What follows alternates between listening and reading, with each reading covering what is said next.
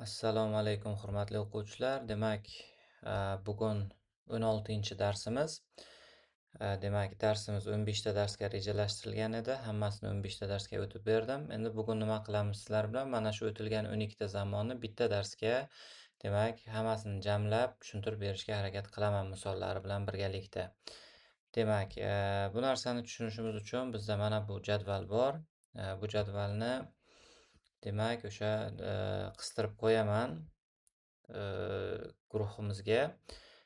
Bu o'sha har bitta zamonni nomi, formulasi, plus minus so'roq shaklda va o'zbek tiliga tarjimasi va albatta mana bunday ishlatilish, chizmalari desak bo'ladi. Bu yana ham yengillashtirib beradi sizlarga.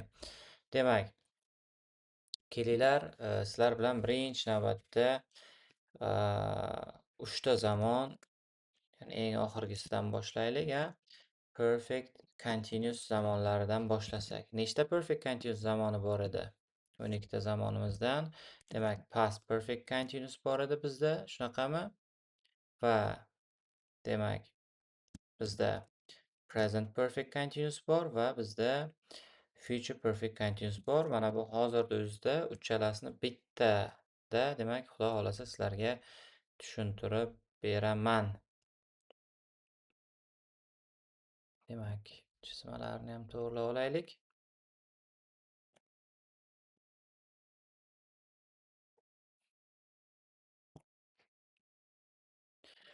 Bizga mana bu chizmalar kerak. Kelinglar, chizmada uchalasini ham men sizlarga ko'rinishini, chizib bersam. Past perfect continuous qanaqa zamon edi? Bir past perfect continuousdan boshlaylikchi. Past perfect continuousda, nima qilamiz? Qisqartiramiz bu chiziqchalarni. Past perfect continuousda, ish harakat o'tgan zamondan oldin boshlanib, mana bu yerda x da boshlanib, o'tgan zamongacha davom etib kelar edi. Hozir mana bu 3 ta perfect continuous qiladigan ishi bir. Agar yaqindan nazar tashlasangiz, mana chizmalari ham hattoki bir xil bo'ladi hozir. Past perfect continuous'imizda, ish harakat o'tmishdan oldin boshlanib, o'tmishgacha davom etib kelar edi. To'g'rimi? Endi kelinglar present perfect continuous qaraymiz. Xuddi shu qoida, faqat ish harakat o'tmishda mana bu yoqda boshlanib, x da o'sha uchun bu yoqqa qo'yaman. Ish harakat o'tmishda boshlanib, qayergacha, hozirgacha nima qilib keladi? Davom etib keladi. Bu present perfect continuous edi. Future perfect continuous endi eslaymiz. Future perfect continuousda, hurmatli o'quvchilar, ish harakat kelajakdan oldin boshlanib, kelajakkacha davom etib kelar edi. Endi bir e'tibor qilaylik uchalasini ham chizmasiga, qoidalariga. Uchalasi ham bir xil maqsad. Ya'ni bir ish harakat bir vaqtdan oldin boshlanib, falon vaqtgacha davom etadi. Masalan, past perfect continuousda o'tmishdan oldin boshlanib, o'tmishgacha davom etyapti. Present perfect continuousda ish harakat o'tmishda boshlanib, hozirgacha davom etib kelyapti. Future perfect continuousda ish harakat kelajakdan oldin boshlanib, kelajakkacha davom etib kelyapti. Ko'rib turganlaringizdek, chizmalari bir xil. Bu degani uchala perfect continuousda maqsadi bir xil. Hozir maqsadini pastda tushuntirib beraman sizlarga batafsilroq misollari bilan. Demak, sizlar hozir nima qilasizlar? Daftarlaringizga chizasizlar x dan, ya'ni o'tmishdan oldin boshlanib x dan o'tmishgacha to'lqincha chizasizlar. Present perfect continuous chizmasi o'tmishdan, bu yoqqa x qo'yishinglar shart emas, o'zi tushunishinglar uchun berdim. Mana shu o'tmish chizig'idan hozirgacha to'lqincha chizasizlar va future perfect continuous uchun, kelajakdan oldin mana bu yoqda, boshlanayotgan bo'lsa, x dan kelajakkacha to'lqincha qo'yasizlar. Ya'ni hozir bu uchalasida ham ko'rayotgan narsamiz nima bo'lyapti? X dan falon vaqtgacha to'lqincha bor. Mana bu yoqqa ham to'lqincha chizib qo'yasizlar. Ya'ni 3 ta perfect continuous'ning ham maqsadi falon vaqtda boshlanib, falon vaqtgacha davom etgan ish harakatni ifodalaydi. Mana x dan mana chiziqgacha davom etyapti. X dan mana bu yoqqacha davom etyapti. X dan mana bu yoqqacha davom etyapti. Demak, falon vaqtdan boshlab falon vaqtgacha davom etgan ish harakat.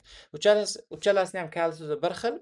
Demak, for, since, how long va all day kalit so'zlariga ega. Uchalasini ham maqsadi bir xil bo'lyapti. Kelinglar misol beray, uchalasiga ham bitta mazmunli gap. Masalan,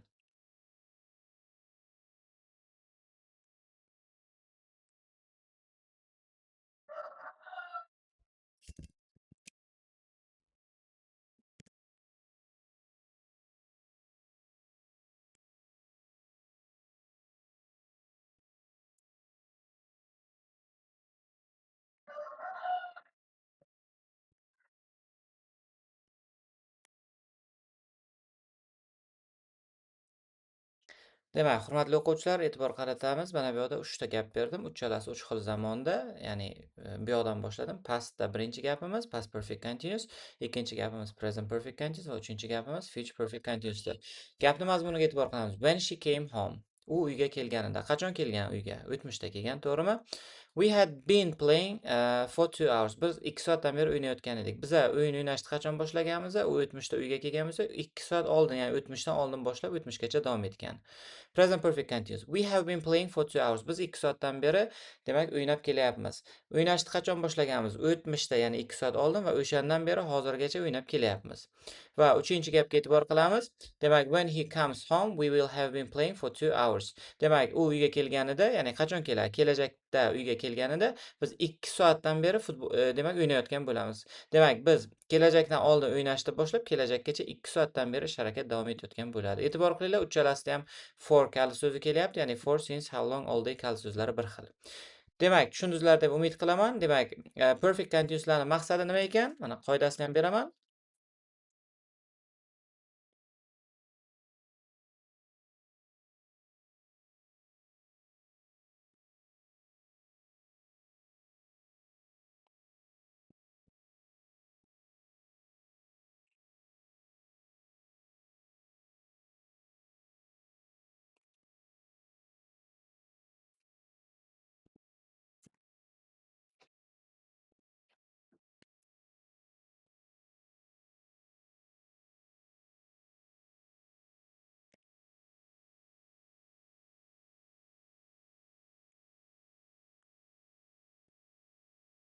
Mana. Demak, qoidasi shunday bo'lyapti. Ingliz tilida 3 ta perfect continuous zamonlari bor bo'lib, ularning uchalasi ham biror bir ish harakatni ma'lum vaqtdan ma'lum vaqtgacha, ya'ni ma'lum vaqtdan ma'lum vaqtgacha, ma'lum vaqtdan ma'lum vaqtgacha, ma'lum vaqtdan ma'lum vaqtgacha qancha vaqt davom etib kelganligini ifodalaydi. Menimcha tushundingizlar deb umid qilaman. Bu, demak, 3 ta zamonimiz edi, 3 ta perfect continuous zamoni. Endi 3 ta perfectni ko'rib chiqamiz sizlar bilan. Demak, perfect tenses deyman. Bekorga tenses ko'plikda berilmayapti, ya'ni perfect zamonlari. Demak, bunda ham mana buni kopiya qilaylik, qaytib chizib o'tirmaylik. Demak, perfect zamonlari ham 3 ta past perfect bor, present perfect bor va future perfect bor. Demak, bular qanaqa zamon edi? Bular nima uchun ishlatilar edi? Kelinglar, shu narsaga e'tibor qaratib chiqamiz. Demak, perfect zamonlarni, demak, ham maqsadi bir xil. Demak, kelinglar, birinchi navbatda o'sha qoidasini beraylik.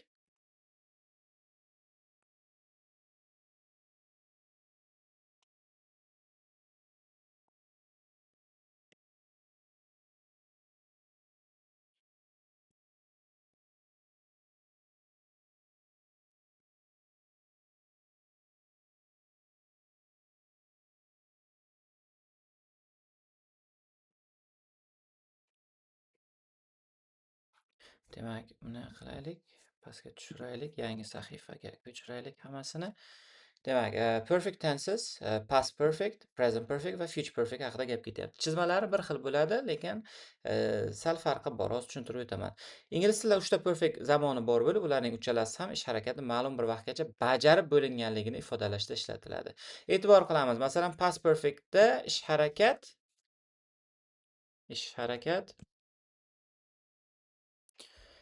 demak, qachon bajarilar edi? O'tmishdan oldin, ya'ni mana x da bajarib bo'linar edi. Chizmalarni o'zgartirmang. Demak, ish harakat o'tmishdan oldin bajarib bo'lingan bo'lar edi. To'g'rimi? Present perfectda ish harakat hozirdan oldin, ya'ni o'tmishda bajarilgan bo'lar. Endi present perfect qoidasi juda ham ko'p, lekin ish harakat hozirdan oldin, ya'ni o'tmishda bajarilgan, qisqa qilib aytadigan bo'lsak. Future perfectda ish harakat kelajakdan oldin kelajakgacha qilib bo'lingan bo'ladi. Ya'ni xulosa nima bo'lyapti? Xulosa, hurmatli o'quvchilar, demak, ish harakat mana bu chiziqgacha qilib bo'linyapti. Shu chiziqdan oldin qilib bo'linyapti. Ya'ni buni chizmasi mana shunaqa bo'ladi. Mana shu chiziqdan oldin bajarilgan ish harakat uchun 3 ta perfect kerak. Demak, uchalasini ham maqsadi birday ko'rinyapti. Menimcha tushunib o'tiribsizlar. Mana bunda ish harakat o'tmishdan oldin bajarilyapti. Bu yoqda hozirdan oldin, ya'ni o'tmishda bajarilyapti. Bu yoqda demak o'sha kelajakdan oldin bajarib bo'linyapti. tugallangan zamonlar hisoblanadi. Qoidada ham mana aytilyapti, ularning uchalasi ham ish harakatini ma'lum bir vaqtgacha bajarib bo'lingan. Ya'ni mana shu yoqgacha qilib bo'lingan. Ya'ni shundan oldin qilinganligini ifodalaydi. Kelinglar uchalasiga ham endi misol beraman.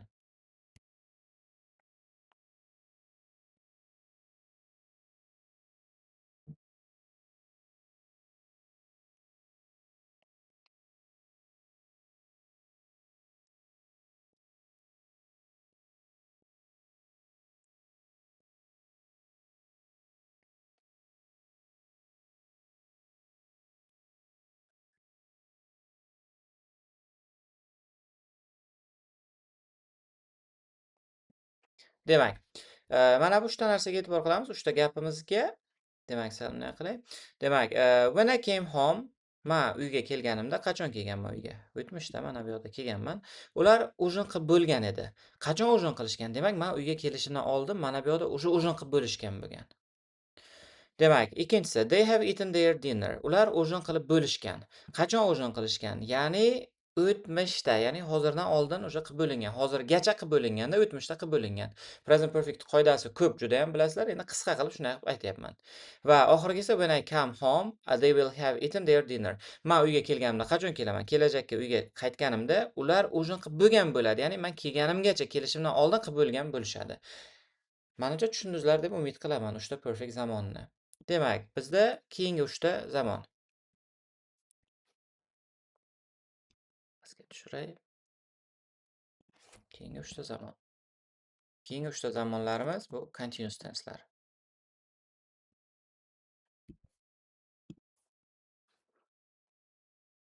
Chizmani yana state qilamiz.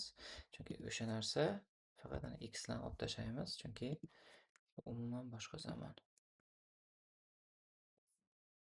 Bizga x kerak emas. Demak, bir ikkita bunday qilamiz. Bunday qilamiz. Chiziqchalarimiz to'g'ri tushishi uchun mana. Demak, 3 ta continuous zamoni bor ekan. Demak, 3 ta continuous maqsadi nima? Past continuous, present continuous va future continuous. Demak, kelinglar qoidasini birinchi tushuntirib beray sizlarga.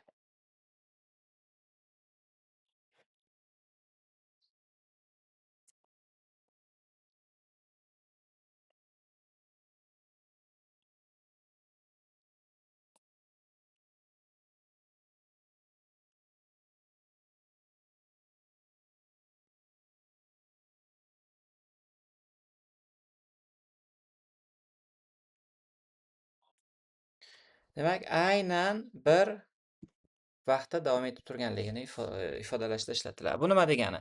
Sizlar bilan continuous zamonlarni ko'rib chiqqanmiz, hurmatli o'quvchilar. Past continuous, present continuous, future continuousda.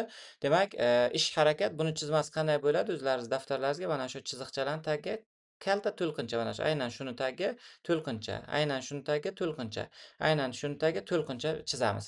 Demak, uchalasi ham davomiy zamon, shu narsaga e'tibor qilishimiz kerak bu holatda va demak, uchalasi ham aynan bir vaqtda davom etib turgan ish harakatlarni ifodalaydi. Masalan, past continuous bilan future continuousni eslaydigan bo'lsak, qoidasida bu narsa aytib o'tilgan, ish harakat aynan bir vaqtda davom etib turgan bo'lishi kerak. Ya'ni o'sha aynan bir vaqtda, ya'ni o'sha izoh berib ketganmiz, soatda davom etib turganligini ifodalashda ishlatiladi. Kelinglar misol beraman.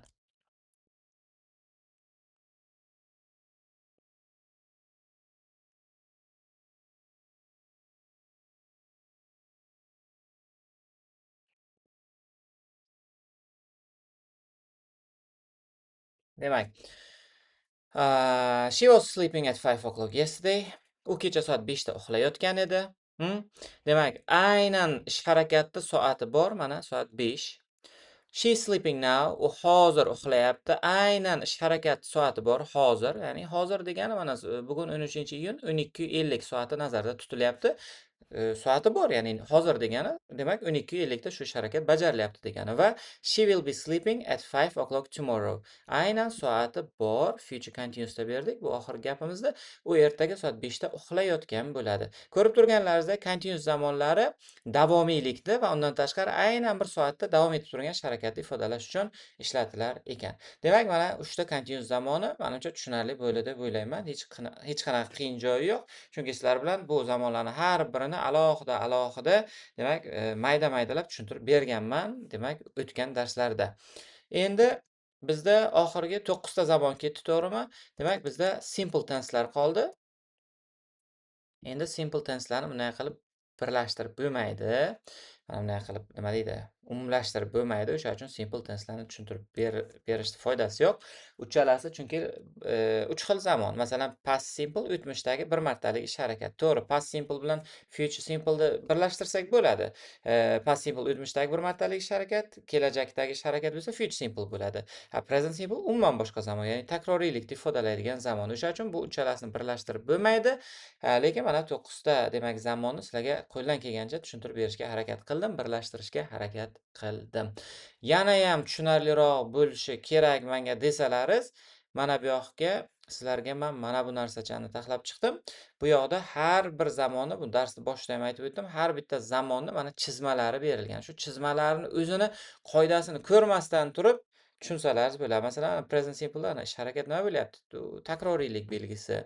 Galochka degani o'tmishda bir marta bo'lgan degani. O'tmishda mana bu yerda nima qilib turibdi? Davom etib turibdi.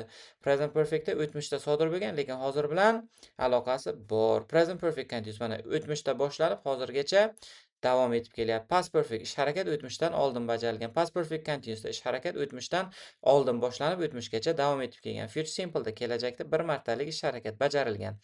Kelajakda ish harakat davom etib turibdi. Future perfect ish harakat kelajakdan oldin bajarib bo'lingan. Xullas kalom, buni ham sizlarga demak tashlab qo'yaman. Barcha ma'lumotlari berilgan tarjima formulasi bilan birga. Maksimal darajada sizlarga o'sha o'tilayotgan 12 ta zamon mavzusini osonlashtirishga harakat qilganman. Demak, umid qilamanki, hurmatli o'quvchilar, sizlarga 12 zamon mavzusi tushunarli bo'ldi. Demak, keyingi darslarda bizda modal fe'llarini o'rganamiz. Demak, o'sha modal fe'llarigacha demak salomat bo'linglar.